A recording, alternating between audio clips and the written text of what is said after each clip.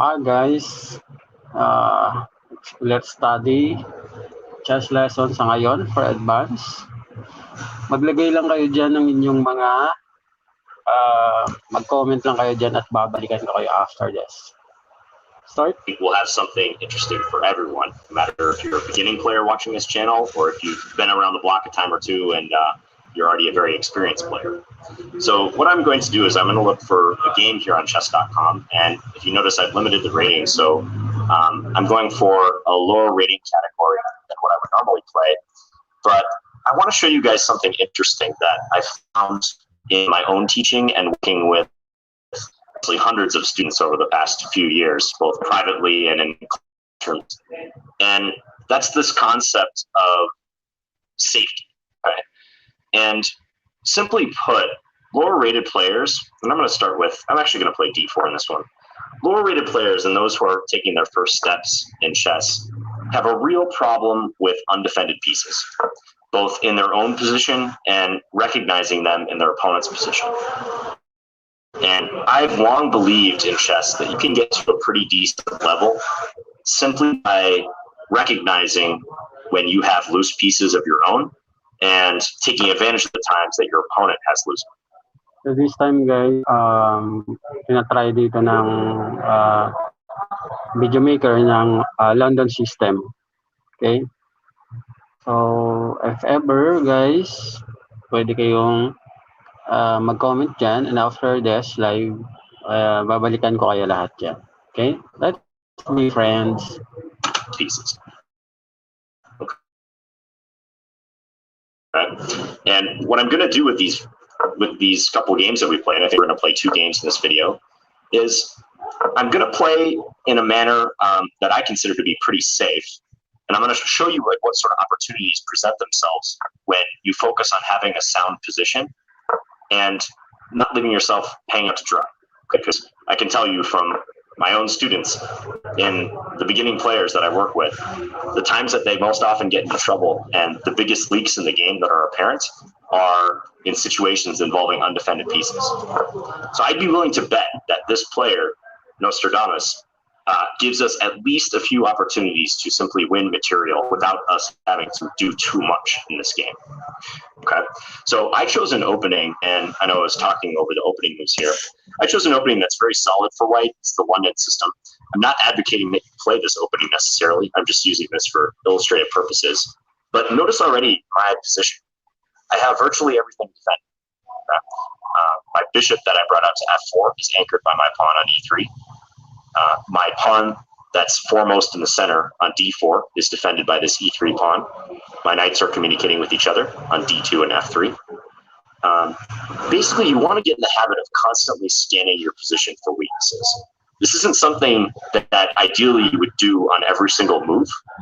Eventually, it will become like a subconscious thing. And that's why when you look at games of good players, it's almost like they have this sixth sense for knowing when they have something loose in their position. Okay, so And guys, sa mga hindi nakakasabay sa sinasabi niya, trying London system. So, papakita niya lang yung mga defended pieces kapag naglalaro ng chess. So, anyway, just comment down below, and yan nga sabi ko, always, let's be friends. Lahat ng mga comments nyo dyan, babalikan ko at pupuntahan ko kayo bahay nyo. Okay? Here, just scanning the position, can you see any potential weaknesses that for mga advanced and intermediate player naman, manood lang kayo guys at makakatulong to sa inyo for chess growth. So minsan nakakalimutan natin to, but this is fundamental basics learnings na magagamit nyo. Promise, magagamit nyo sa mga laro nyo sa chess, both online and face-to-face tournaments that I have. There aren't many. In fact, I think the only thing that maybe stands out is this undefended pawn on b2. Now, I could try to push it, let's say pawn b8, but if I'm anticipating ways he can attack this pawn, what's the only way he could do that? You can pause your video if you like. What's the only way that I could really attack the b2 pawn? If you said queen b6, you're right. So queen b6 is a move that I would want to have on my radar because that would attack one of my undefended pieces. Okay, as it stands now, I'm going to play a pawn advance. I'm going to go c4. Before I played c4, I just checked to make sure that I had it defended. And I do. I have it defended by my knight on d2 and also my bishop on c4. And we'll see how he responds. So just being aware of the concept of undefended pieces and actively working to improve your sense of danger in every game that you play, that can already be a source of significant confidence if you're a player who's just taking the first steps in chess. Because most people are just simply unaware how many times during the course of the norm that they're giving their opponent just easy opportunities based on undefended pieces. I always compare it to, it's like unforced errors in tennis. I'm going to play rook c1 here, just further reinforcing this pawn and maybe making use of the file. But it's like unforced errors in tennis. You know, good tennis players, they always get very upset with themselves when they double fault on a serve, because that's just essentially handing a point to their opponent without their opponent having to do anything. You know, literally, you couldn't get the ball over the net twice, and you just gave your opponent a point as a result. That's the main thing you do in chess when you give away a pawn for no reason. Just digging yourself a hole. Your opponent didn't have to work especially hard to do it. And another reason I wanted to lead off with this series is I feel like undefended pieces and the danger, until you get under control, it's very hard to improve in chess. Okay, like if you're a player and you routinely make 1 and 2 move blunders, and I'm talking pervasively, like every single game you play, it's hard for you to really get into the finer aspects of chess. Like, you know, if you're doing stuff like that, you shouldn't really even bother studying positional concepts or worrying too much about your pawn structure, because you're just shooting yourself in the foot every time you play, right? You got to get that taken care of. So if you struggle with blundering, it's a huge problem for you. I suggest putting any positional work, even work on like end games. I suggest putting that on hold and getting back to the basics. So North Star Damas, I've chosen this guy. I don't know this player, by the way. He's just someone I randomly found on chess.com. I got to give him credit. He's playing well so far. If I look at his position, I don't see too many weak spots. He's done a good job of defending his pawn center. So this pawn on d5 is well protected. It has 1, 2, 3 defenders, his knight, his queen, and his pawn. I'm scanning the position right now for weak points that I could maybe attack. One thing I notice is his b pawn. It's currently defended by his bishop. I think when he moves his knight back to f8, he's planning to bring this bishop out. So I'm actually going to play queen b3 as a way of kind of testing him and seeing how he deals with this pressure on the b2, on the b7 pawn. Okay. Now, if you imagine you were black in this position, and I kind of wish I could flip the board around and play, but it's not possible. But imagine you were black here, and you were solely focused on your plan, which after knight f8 might have been to get the bishop out. It would be so easy for you to blunder and play bishop e6 or bishop f5 and just hand white the b7, right? But it's good that he's not doing that. He's playing knight h5. So he's attacking my bishop. I'm going to withdraw this bishop to h2.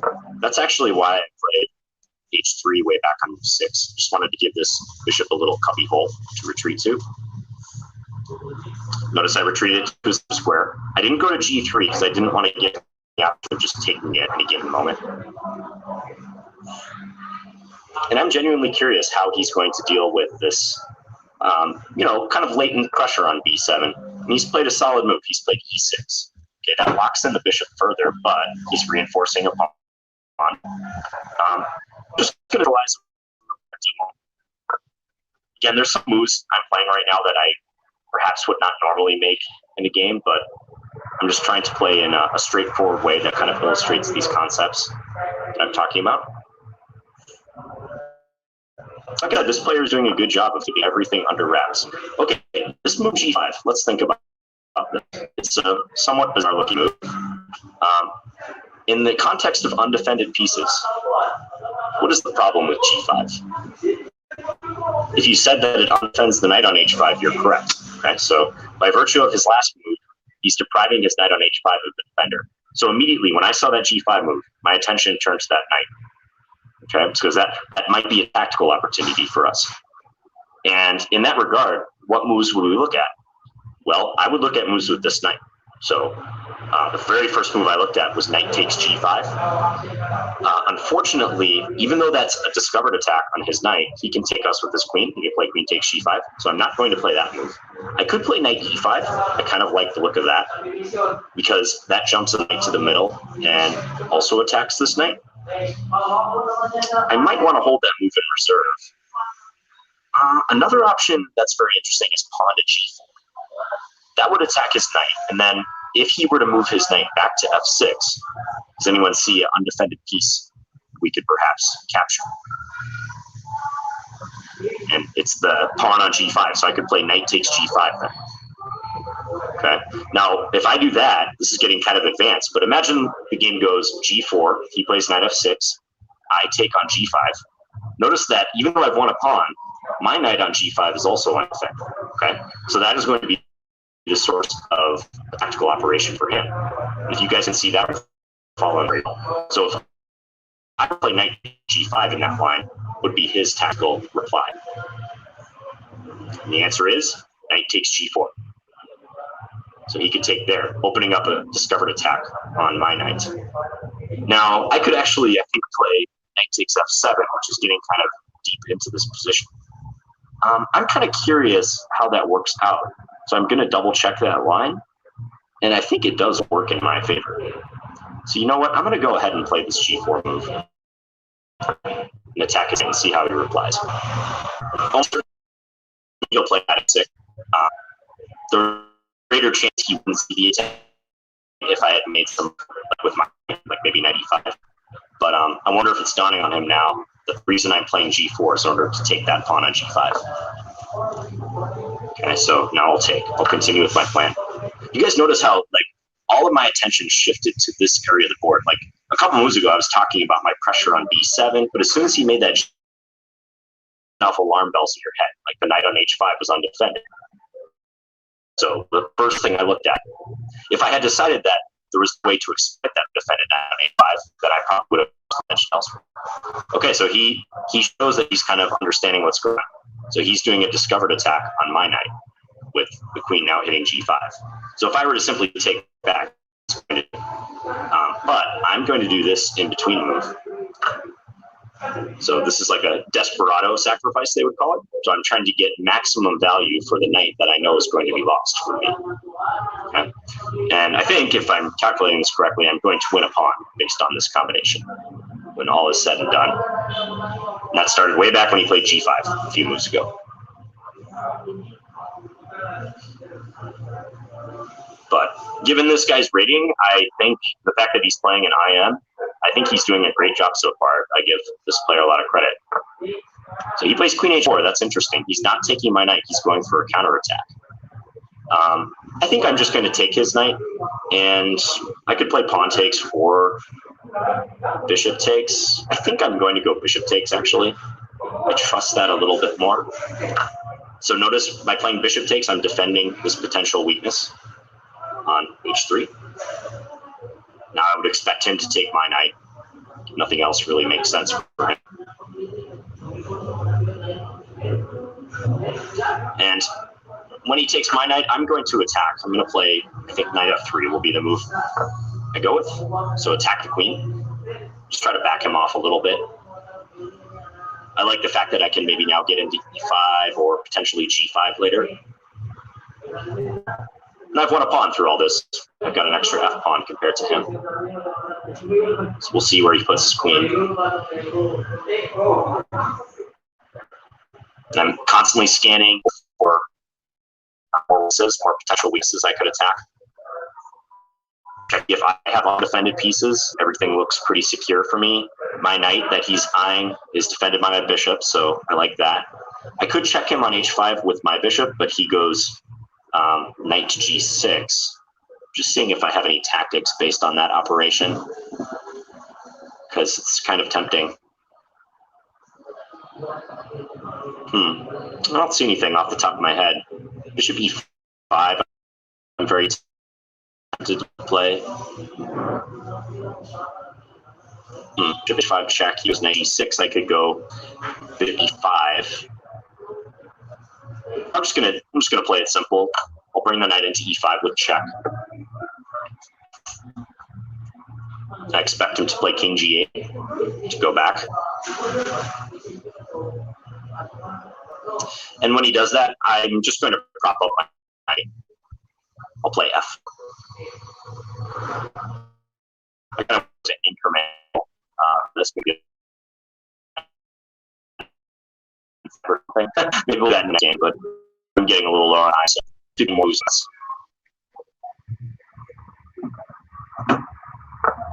So I'll support this guy, f4. f4 creates a potential weakness on e3. I do have my queen defending that, so it's not a pure weakness yet.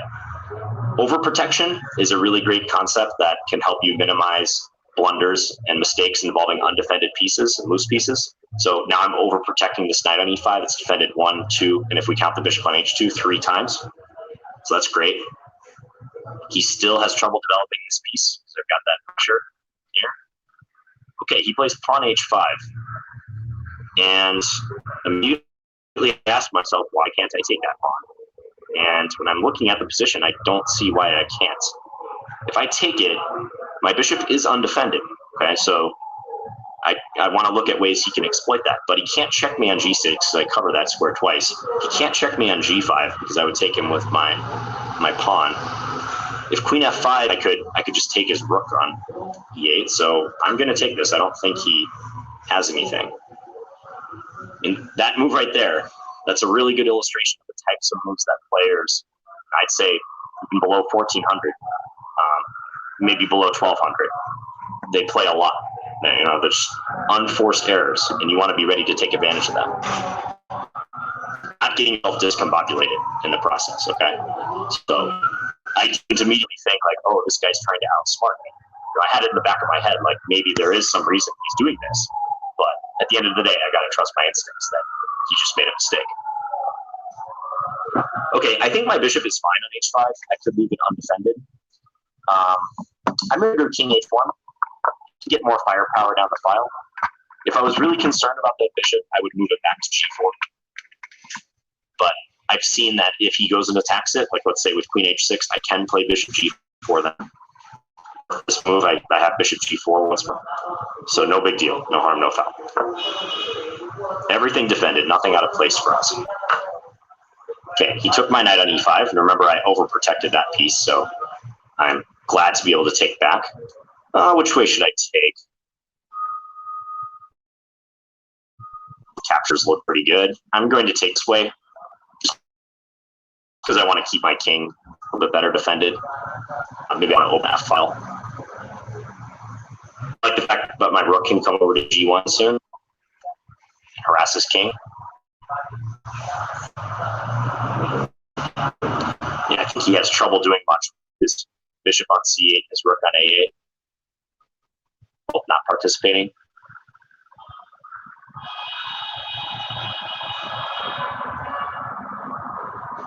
And I think he's trying to figure out what he can attack, but it's not easy. There's not a lot for him to do. Rook g1 will be my next move if I get a chance. If he plays bishop d7, I might even grab a pawn on b7.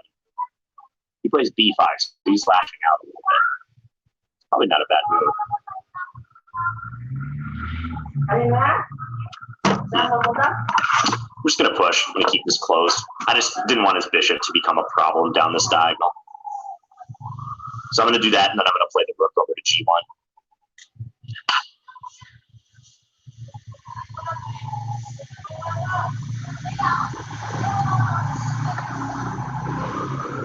Hopefully the time doesn't mar this game too bad, but I think already we've had some pretty instructive moments in this one. And I am playing on rated game, by the way. I decided not to risk my massive 2373 blitz rating. This is still a blitz time control, technically. 10 minutes per side.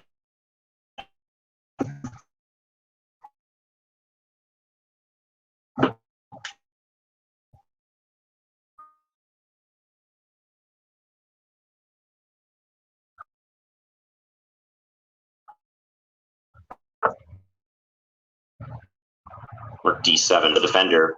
Actually, he undefended that pawn. I'm going here, setting up some x-ray threats. He should respond to that. He should move his king or block with his rook g7. I think rook d7 kind of indicated he wasn't quite sure how to proceed in this position. Okay, now he's bailing out with his king. Let's just bring our queen over, queen d3. I just like the position that my queen is in here.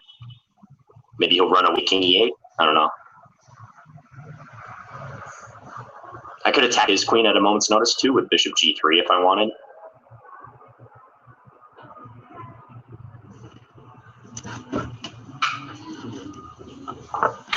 He offers a trade. I think now I'm going to play f5.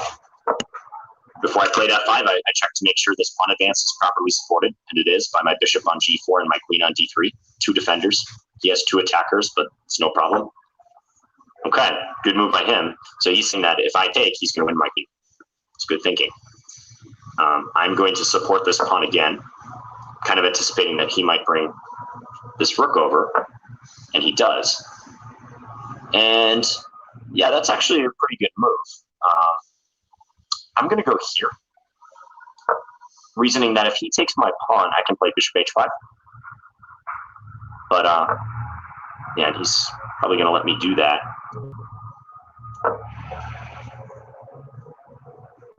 But that was good thinking on his part, at least, like trying to attack that pawn multiple times on f5. This is a smart strategy. He should take my pawn on f5. He doesn't really have much of a choice.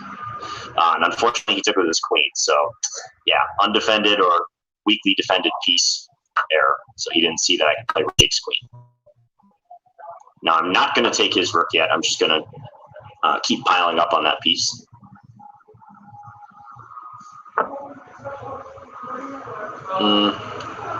Let's bring the queen over. Yeah, his time situation makes this somewhat of a moot point at this stage, but let's just bring our queen in. And I'm on time. Okay, I'm not going to review this game at length, but we'll just quickly run through it again, and I'll point out some of the key moves. Let's write this guy, thanks for the game. So, in this position, I was just, or in this opening rather, I was just trying to develop in a logical and calm way, making sure that already, in the first 10 moves here, I'm minding my undefended pieces. Okay, so that's why moves like e3 are helpful. They're supporting my bishop on f4.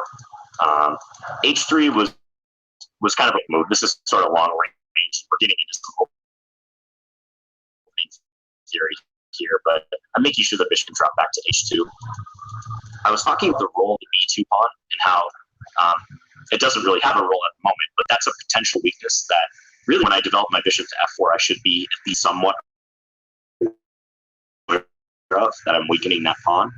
So I was anticipating that he might want to play e4. Yeah, and he did a good job of keeping everything defended. Like I said, he played very solid. If I were to give this guy, Nostradamus, some tips, I would say that g5 was probably the start of his problems here. That undefended the knight on h5. And again, our attention has to immediately turn to that. We should almost instantly pick that up and recognize that he's undefended a piece. So I started looking at tactical operations involving this knight. And it just so happens that g4 does win a pawn. So that's what I did. Take. He took here, trying to take advantage of my undefended piece, and we have this in between move. So here. And the other major moment, notice I got the knight on e5 and I anchored it very well. So kind of investing in the future of my knight on e5. And then this move h5. So again, there's really not any rhyme or reason why these blunders are made. It's just pervasive at this level. It's really hard for players with lower ratings like this. They're not bad players, but they can just blow up on any given move. And if you're one of those players, hopefully this video is kind of eye-opening for you and how your opponents are taking advantage of it. So, yeah, h5 just gifted me a pawn. He said, here, have my h-pawn. Moreover, it was a pawn in front of his king, too. So, yeah, and you guys kind of saw the rest of this. So he did pretty good. He didn't blunder anything major. Yeah, and coming up here, he was in time pressure and ended up blundering his queen, but I can't fault him for that. So we're going to do another one. And before I before I start this game, I'll tell Nostradamus that this will be on YouTube. So Nostradamus, check out my YouTube channel tomorrow. This one I'm gonna post this. I'm posting this game. Channel is John Bartholomew. Okay, so let's go find another game, and let's do a 15-minute with a 10-second increment game, and we'll leave it at 1200. Again, I'm gonna keep this unrated. Let's see who matches us. And in this next game I'm playing, I'm gonna use the same strategy. I'm just gonna play safe, fundamental, sound chess. I might even spurn some opportunities to go for more. I'm just going to focus on keeping my pieces safe and exploiting any opportunities I see in my opponent's positions. And again, if you have this problem and you're making too many blunders and you want to minimize them, because you can never. Okay, next game tayo guys. So kanina winning siya. London system ang ginamit niya pero I think accelerated London kasi nag-open. So, ayun guys. Again, mag-comment lang kayo down below. And let's be friends. Sigurado yan. 100% pupuntahan ko kayo sa mga bahay. Sa mga fans naman natin dyan, ito na yung sinasabi nyo. Chess lesson, ito din yung ginagawa kong pag-aaral para ma-improve pa yung chess ko. Ito yung kasi mga chess scholars, mga non-masters and grandmasters, international masters, mga gumagawa nito. So this is advanced chess review para sa mga advanced and intermediate players.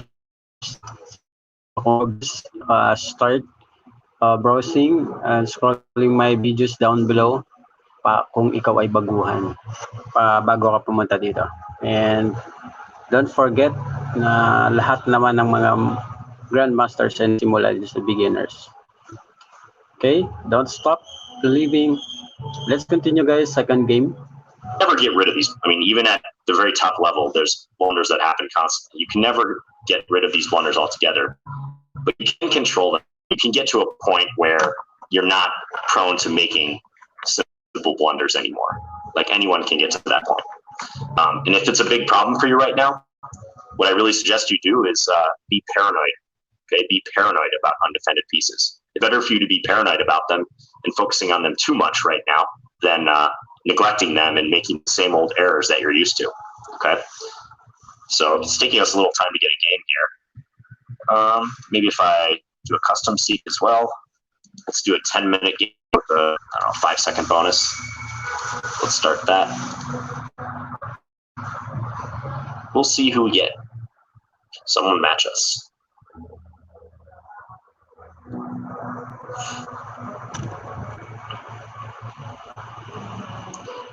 No. Don't you hate the down-minute chess video? Waiting for a game. Someone playing. What about this guy? This guy's right at 1200, which means he could be almost any strength. I think that's a provisional rating. Still matching, still matching. Really want one more game in. So I'm pretty confident in this theory that, you can win games at this level just purely paying attention to your undefended pieces and improving your sense of danger. You think you're above this sort of mistake? I mean, give it a shot. Okay, this guy's exactly 1000. I'm going to play e4 this time. I played d4 in the last game. So we got e5. Oops, I did not mean to resize that window. Sorry, guys. Go here. Okay, so play knight f3. I don't think this player's provisional. He might be. Whenever their ratings are like even numbers like that, even whole numbers right at 1000 or 1200, sometimes that indicates they might be provisional. Okay, f6 is actually a pretty bad move in view of knight takes e5, but I don't want to do that. Knight takes e5 is the way that you refute this line, if you're curious. But I'm just going to play a developing move, bishop c4. Attack this knight on g8. I'm not expecting to win it right away, because it is defended by the rook. So this time guys, ang formation is Gokko piano. Kaso nag-open yung block siya, nag-open siya sa F-file ng pawn. Kaya under attack yung F-file ng king, which is delikado. No? Delikado yun siya kapag hindi ka professional chess. Mahirap mag-maneuver kapag binuksan agad yung king side na wala ka pang, hindi pa naka-develop yung mga minor pieces mo. Let's see kung ano mangyayari. This is a Guico Piano, attempting Guico Piano, opening from white pieces. But I think this diagonal, the fact that it's weak, could give me some opportunities. We'll see. F6 does have the right idea. It defends his pawn on E5, but unfortunately, it's not a great pawn move. I have this saying that my students have heard before, and I think I actually heard at chess camp one time. It's, the F pawn stands for forget about it. Okay, so the F pawn at the beginning of the game, for most people, you should just forget about moving that pawn early on, unless you're a good player who knows what he's doing. Okay, so his bishop on C5 is undefended. My bishop on C4 is undefended. That's not too relevant right now because we can't take advantage of it, at least not yet. But I'm going to advance in the center and play D4. This is a good strategy if you want to make many pawn moves in the opening, in an E4, E5 opening especially. You could try to advance and open up the middle. Okay, so he moved this piece. I'm just going to block with my pawn and see where he puts this bishop. It was interesting on a previous move with this bishop on C5, he had captured on D4. Because then after knight takes D4, I would have had a typical loose piece tactic available, and that was queen H5 check would be my threat, which would have been a fork on his E8 and his bishop on C5. Okay, so he's come back to D6, which, you know what? I'm gonna play an early queen B3. So the threat of this move should be apparent. I've got a batter attached knight on G8, and let's just see if he notices that. Okay, I mean, it's kind of hard to make assumptions about this player's strength, but a lot of times they just won't notice this at this level. We haven't given them much to chew on so far. We've got everything, undefended pawns, E4 and G2, but I've checked and I've made sure that he can't exploit those. Normally, I wouldn't advocate moving the queen this early. Okay, so he did see the threat, at least I presume he did, so he moved the knight out. Now, I could take and really mess up his pawns, and I think that's just an all-around good idea, so I'll probably do that. I could also take on E5, it's interesting. Let's just do this. And I expect him to take back.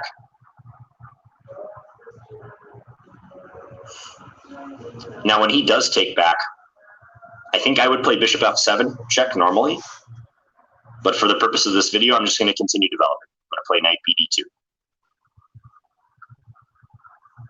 Develop a piece and defend my pawn on E4.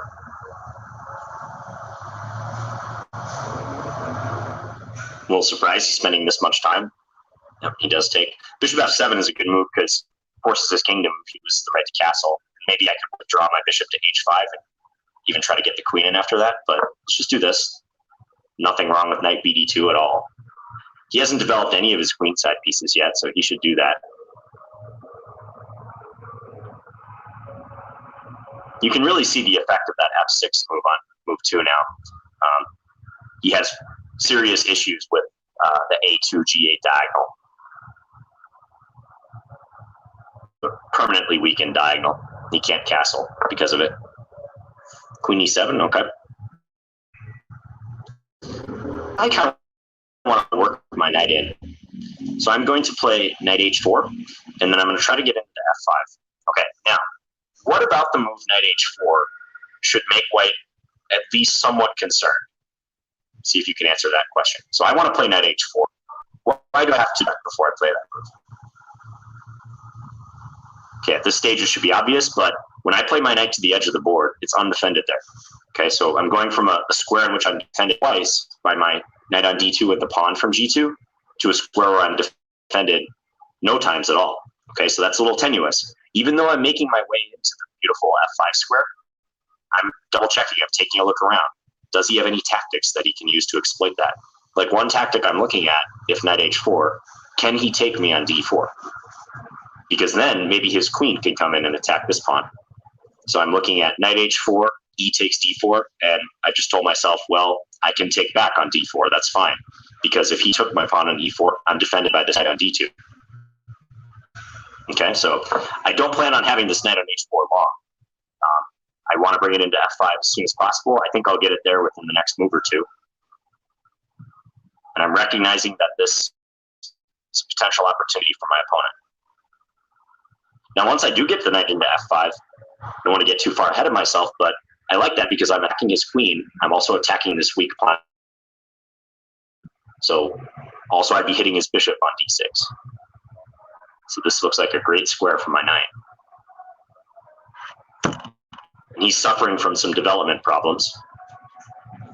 This is queenside pieces.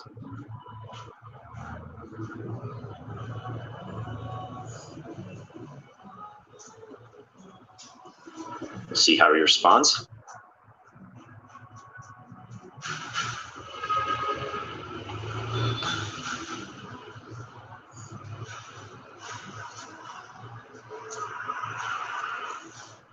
If I were to give him advice at this point, it would be to try to complete his development as quickly as he can. I think he should play knight c6, which would be a good developing move. It would attack d4. It also might allow him to go knight a5 and fork my queen and bishop at some point. Okay, he does take on d4. I could play knight f5 immediately, but let's just play it simple and recapture. Again, if I had planned that capture in advance, then I would want to make sure, again, there's no issue with knight being undefended on h4. Okay, so he's bringing this in. I think I see his idea. Okay, I think he's planning to take my knight, and then when I take back with the king, he wants to take the pawn on e4. Okay, so I see that there's a potential flaw with that plan, and I'm going to try to bait him into falling for it, okay? And the potential flaw is that, let's imagine knight f5, bishop takes d2 check, king takes d2, queen takes e4, okay? It's not necessarily an undefended piece problem, but it's an alignment issue for him. His queen and his king will be aligned on the same file. That's disastrous oftentimes if your opponent can quickly get a major piece to that file, usually a rook, most especially a rook. Okay, so I'm going to play my knight in, and we'll see if he goes for the e4 pawn. He has to preface it with bishop takes d2 check if he does. Now, granted, he could take on d2, and once I take back, he could play some other move with his queen, like queen f8. Well, let's see if he does that. So if he does take the pawn, that will be a big indication that this player needs to work some game. You should sense that queen takes e4, there's something not right about that. His king and his queen are lined up. His king is super exposed. My rooks are connected. They're in a position to fork him or to skewer him very easily. I think he sees it because he's taking some time now. He's not immediately grabbing the pawn on e4. So he could argue that after king, let's say queen f8, that my king is somewhat compromised. So this is not going to be terrible for him. Okay, so good move by him, queen f8. Not taking the pawn, he's not getting greedy. All right, so I'm scanning the position for weaknesses that I might have. This pawn on e4 is a little loose still, but we've already shown that he can't really take advantage of it. I'm just going to play a solid move with my rook. I'm going to defend my pawn, and I'm going to line up my rook with this king. Nothing fancy, but I kind of wanted to move my queen over, let's say to either g3 or h3. g3 would be interesting because it would hit that undefended pawn on c7. But I didn't want to allow his queen to come in. So let's see. He's opened up an attack on my knight. Do I have it defended? Yes, I do with my pawn. It wouldn't be bad for me if he took that because I positioned my rook behind the pawns. He captured on f5. I could take back with check. So I'm going to play another useful move. Just bring my rook over. I've tried to position my rooks on files that I think are likely to become opened up. So in this case, we have the half-open c file. The e file could become open because of that capture I just said was possible. Also the fact that his king is right behind here. If he takes my knight, I might even have the potential to play queen takes b7. Okay, so along the same lines, he played bishop d7, but when he played that move, I don't think he realized what that did to his b pawn. I actually see that a lot in many different openings. Black developing their light square bishop from c8 to a square that undefends their pawn on b7. And often the queen on b3, whether it's there or not yet, can take advantage of that. So I'm going to take this. I'm taking a look to see if he can exploit my queen somehow when it lands on this square, and I can't believe there would be a way that he could do that. He could play bishop c6, but I actually could just mate him right away with queen c8 after that. So it looks like I'm going to win his rook at the very minimum.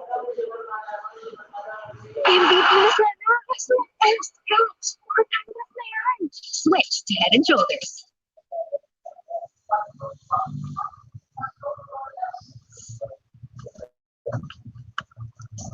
Yeah, this is not looking good for him. But bishop d7 was an unforced error. It's a very difficult position for black regardless, but his position collapsed even quicker because he didn't recognize that he would have that undefended pawn on b7. We'll see what happens here if this game ends in the next few minutes. I think I'll do one more game. Yeah, so this does lead to checkmate now. So queen c8 mate. Don't even have to go for the rook. Okay, so in this one, as I was saying, f6, the f pawn stands for forget about it. Don't move that. So guys, checkmate yung block. Talo. And let's have to review. Pawn too early in the opening, unless you really know what you're doing. That goes double e4, e4, e5 openings. And knight takes e5 is the reputation. We won't get into that here, but okay, so the tactic that I was referring to, the potential undefended piece, is here. If takes, then knight takes. Notice I have my knight defended, so that's no problem. If he takes it, I can take back my queen. But a tactic I've seen very often in this position, let's say he plays, oh, I don't know, knight c6. See if you can find the tactic for white. How can white win material? Correct answer, queen h5 check. So tactical opportunity based on this loose bishop on c5 allows us to go check, and once they respond to the check, we'll grab that bishop. This stuff happens all the time at the lower levels, and you want to be the player that recognizes that. Oh, did I lose the game? I think that's the game actually, because it was it went into exam mode. I'm just going to click analysis. I can't get it back. Reload. Okay, well, the main things that he kind of blanked out on though in that game was that kind of bad move f6 in the opening. That wasn't really an undefended pawn move, but he did move his bishop a lot too. He went bishop b4 check, back d6. Later on with the whole bishop takes d2 operation, I don't think that was so good. And of course at the end, giving me the b pawn. Okay, so to wrap this up, let's do one more game. We're actually going to make this a faster game. I'm going to do let's do a 5-2 game. I'm going to look for the same. Let's increase even the rating minimum. We'll do unrated again. I think this error will be even more pronounced in faster games. So a 5-2 game. Now I'm going to use the same strategy. I'm just going to keep things defended. And I'm going to exploit ruthlessly the undefended pieces in my opponent's position. Hopefully I'm hammering that into your heads by now. No one wants to play me 5-2 unrated. Okay, we have a taker, Mr. Nails. Or you can be tough as nails, Mr. Nails. Or you can hand me pieces. It's already really solid. When a player plays that, usually it shows that they're thinking in terms of undefended pieces. They might be a more cautious-minded player. Okay, my bishop on f5 is attacked. I want to do something about that. I'm just going to take him.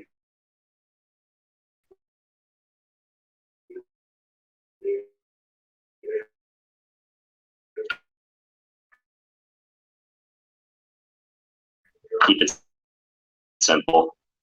Now he has queen b5 check. Notice that this pawn is undefended. Remember I was here. That pawn by his queen. So no tactics or anything possible. Just developing. He's attacking my bishops. Let's retreat. b4. He's already getting a little aggressive on that side of the board. Oh, it's castle. He might go b5 and try to storm me. I'm going to brick with e5. Before I play e5, I check to make sure it's safe. I have 1-2 defenders of that. He has 1-2 attackers, so it's fine. The number of defenders equals the number of attackers. We're fine. Now, what is my threat? My threat is to play pawn e4 and fork him, his knight and his queen. That's not an undefended piece opportunity, but it's a threat nonetheless. So he took. I'm going to take back. Yeah, because f4. So when he plays f4, what does he weaken? He kind of weakens the pawn on e3 a little bit. Okay, so I have my eye on that pawn. That's now a backward pawn based on how he's played the position. It can't be defended by the pawn on f2 anymore. So I'm already going to focus on this. With rook f3, he's going to go for some sort of kingside attack. Like, I'm pretty sure he's going to play rook g3 or rook h3 now. So I want to be cognizant of that. If he goes rook h3, he's attacking h7. Do I have it defended sufficiently? Yes, I do. I have the king and the knight as my defenders. He has 2 attackers. Defenders equals attackers, so we're fine. I'm going to play queen e7.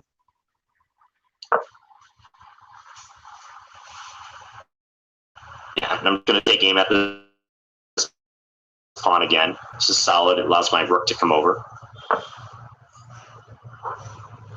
Let's go rook a d8. He might try to lift this other rook. Who knows?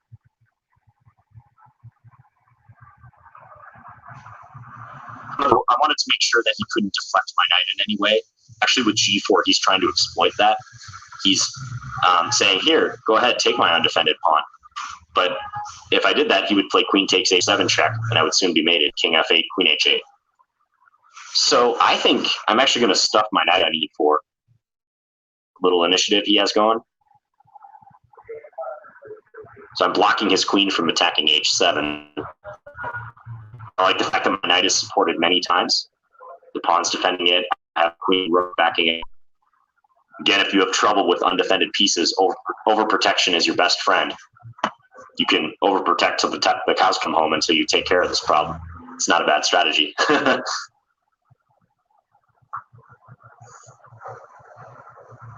don't think he really wants to take my knight, because then I get a nice choice between taking with the pawn or with the queen. So he plays g5.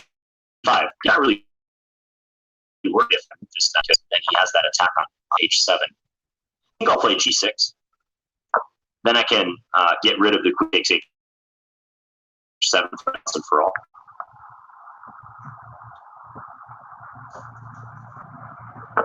I've noticed that his rook on h3 was undefended, so I was looking at some tactics for a second based on that. Let's see. This pawn on b4 is kind of weak. This was a good move because it did defend that, so I don't mind that move for extremely his queen. So I really want to get stuff involving the d4 advance going, but you know, I really want to get rid of this pawn on c5 too. So let's do this. Let's go ahead and play b6 and try to undermine. I am creating a weak pawn on c6. So before I play b6, I wanted to make sure most likely piece he could use to attack c6 would be his knight. But he's not in a position to maneuver that knight to, like, say, the d4 square quite yet. So I'm thinking he'll take, and then I'll get to take with my bishop. And I like the fact that my bishop's on the diagonal with his king, and it will be attacking the pawn on e3. Okay, he went there.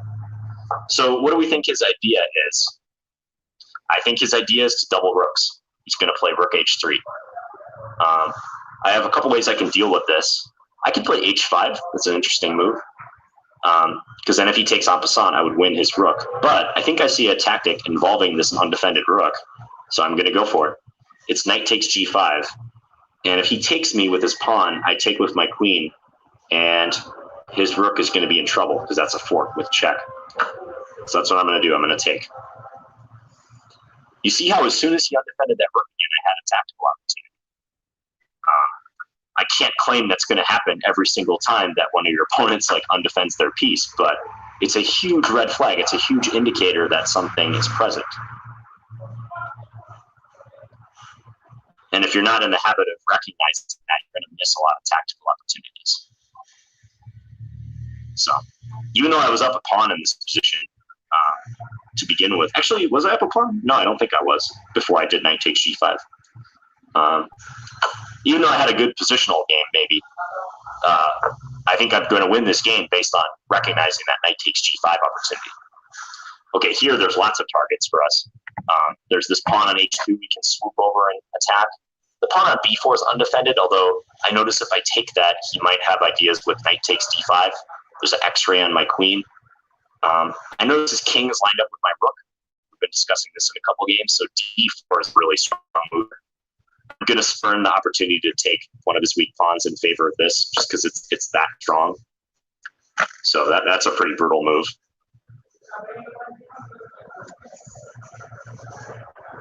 Yeah, I mean, opportunities involving a rook lined up with a king or queen. In this case, both. Those are abundant in games at lower levels. So, okay, so here, I think I can just take on e3. Notice I haven't discovered attacking his queen. Also, I'm attacking his bishop. Bad news for him.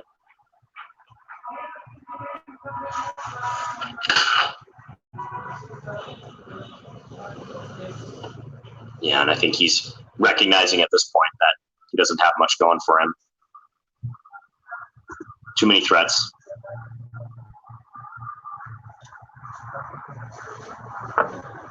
Okay, queen c3. So he did see that his queen was under attack.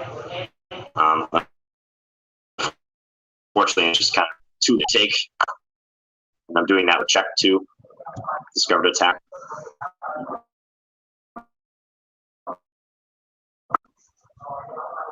Doesn't have too many options. He can block or he moves king to f1. Undefended piece on d1. I can go after that if I want. That's pretty simple. So I see a checkmate in 2, so I'm just going to go for that here. And if king g2, only move I can play queen takes h2 mate. So that looks like it'll be the end of the game. And here we have it. Checkmate guys, mate. So, nanalo na naman. Queens. Kitang-kita naman sa laro. So, sobrang undefended yung mga, ang daming blunder ng white dito.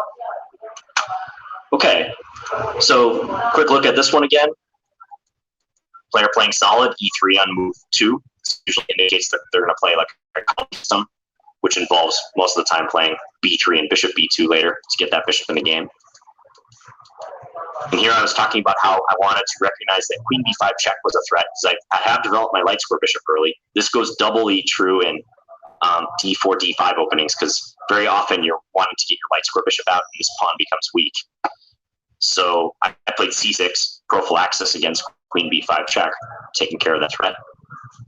c4, that's adequately defended for him, so I didn't have any opportunity there. Overprotection, look how many times I've got my focal point in the center, d5, defended many times. He advanced c5. This is a little bit higher level of a game, I'd say, than the first couple games. I think because my opponent played pretty well. I mean, you can see this player's already formulating some decent plans. Like, his development's good. He's pushing on the queen side. This e5 move just happens to be a really good response here. He did anticipate many of my threats. Like, here I'm pretty sure he saw that e4 was a threatened fork to be captured, and we got this position. Now f4, this kind of relates. It made this backward pawn. So even though it's not an undefended piece or pawn in the truest sense, it's something that I'm focusing my attention on now, because by him playing f4, that means he can never bend that pawn free with a pawn. It has to be defended by the piece. And given that open e-file, that's right up my neck. You notice how several moves were almost and putting pressure on the file. And I was also recognizing that he was going after the h7 pawn. He was trying to game. So here, just simple chess, bringing my piece to the center. Looking at my own position, I was very happy with the type of game that I've developed here. I have one undefended pawn. It's the pawn on b7. Okay, actually, I have two. I have the b7 and the a7 pawns. I don't even think I mentioned that in the video because they're very far removed.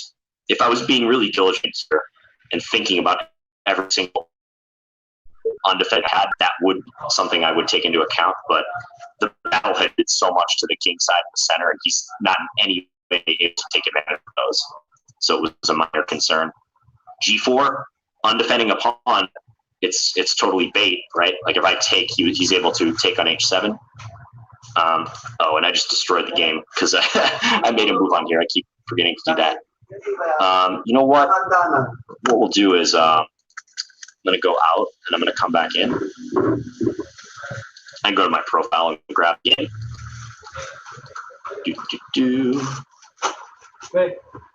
If .com response is kind of freezing up on me right now. Oh, well, thank you, Petrosianic. I know you. Thanks for saying good things about my YouTube channel. Ngayon guys, so sobrang linaw naman mga nangyari. And ganun lang ako mag-aaral guys. Ng yes. Yung mga aming mga dormer nag-approach sa akin while I'm studying chess. So pag naboboring ako, ganyan ginagawa ko. Nag-aaral ako ng mga chess. Sa mga katulad kasi nito guys, dito mapag-aaralan yung how to manipulate kapag sobrang attacker ng kalaban, and then kung depensa lang. So always remember na keep an eye sa mga pieces mo na unstable or unprotected. Same thing sa mga kalaban.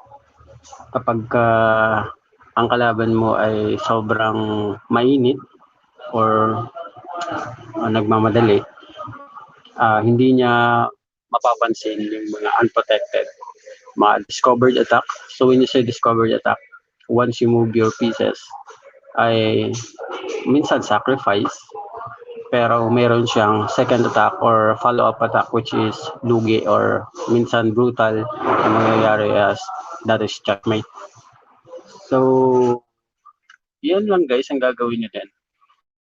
So, para mag-improve ang inyong chess skill. Anyway, sabi nga nila, yung chess pang matalino lang daw. Pero since kasi when I was actually gusto ko talaga dati pa mag-chess. Simula bata pa ako. Pero sometimes kasi maraming pinapagawa yung papa. And then papa ko ay hindi masyadong fan ng chess kaya hindi kami sobrang nag-improve. Pero when I get myself independent, sabi ko ay maglaro ako ng chess. Kaya ayun, umaga, tanghali, gabi, tambay sa mga chess clubs. Sa Luneta, Mandaluyong, sa Ortigas, minsan sa Baclaran. Makapaglaro lang, minsan sa gilid ng kalsada. Pag sa Luneta kasi, pag sa mga Mandaluyong, meron silang mga chess clubs. Sa Harrison dati, nung hindi pa nasira yung Harrison. So, ganyan lang, improve lang ng mga chess plays. Kasi yung mga games mo na yon, whether it is unrated or rated, it will help you improve your skill. So, yun. Kapag tip ko lang sa inyo, kapag gusto nyong maging magaling sa chess, ang isipin nyo na lang parang boxer ka rin. Wala namang nag-start na kinabukasan may Pacquiao agad. So, dadaan ka talaga sa hirap, araw, gabi, aral ng aral.